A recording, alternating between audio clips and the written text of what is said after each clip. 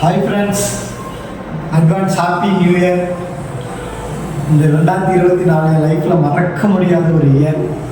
ஏன்னா சர்ணியம்மா என்னை புள்ளியாக தத்தெடுத்துன ஒரு வருஷம் அது. இதுதான் லைஃப்பில் எல்லாருக்கும் எல்லாமே அமைஞ்சிருமான்னு தெரியல, எனக்கு எல்லாமே அமைஞ்சது சர்ணியம்மா மூலியமா.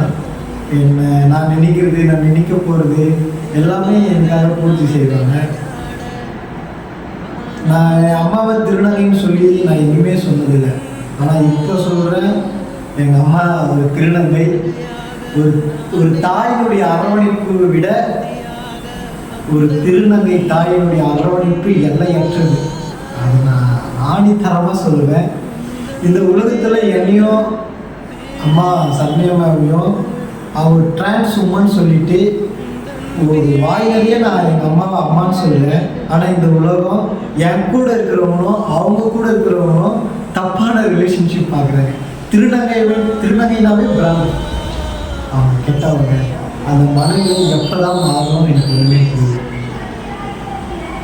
எல்லா திருநங்கைகளுக்கும் நான் ஒன்று சொல்கிறேன், இந்த மாதிரி கஷ்டப்படுற பசங்களுக்கும் அப்பா அம்மா இல்லாத பசங்களுக்கும் நீங்கள் அடுத்த வர 2025 ஒரு பையனை நீங்கள் ஒரு பையனோ ஒரு பொண்ணோ நீங்கள் தத்தெடுத்து அவங்களுக்கு அப்பா அம்மா இல்லாத பசங்களுக்கு நீங்கள் ஒரு அம்மாவா அவங்களுக்கு எல்லாமோ நீங்கள் எந்த காசும் பொருள் கொடுத்து கொடுத்துல அவங்களுக்கு ஒரு அம்மாவுக்கு தானம் கொடுத்தாவே அந்த பசங்க நல்லா வளருவாங்கன்னு என்னுடைய வியூகம். ஒரு கஷ்டப்படுற பசங்களை படிக்க வைக்க நீங்கள் போய் அந்த சம்பாதிக்கிற காசு உங்களுக்கு அடுத்த வர சன்னதி இருக்குது அப்படின்னு நீங்கள் நல்லா தெரியும். ஆனால் நீங்கள் உருவாக்குங்க எங்களை மாதிரி கஷ்டப்படுற பசங்களை. Advance happy new year. அடுத்த வருஷம் எல்லாருக்கும் நல்லதாக நடக்கட்டும். இன்றைக்கி நான் நல்லா இருக்கேன்னா அதுக்கு என் சர்ணியம்மா தான் காரணம்.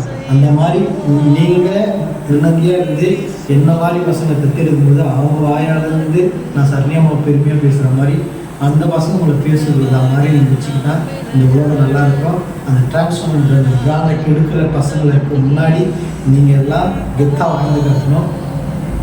வாழ்க்கை டிரான்ஸ்ஃபார்மர்.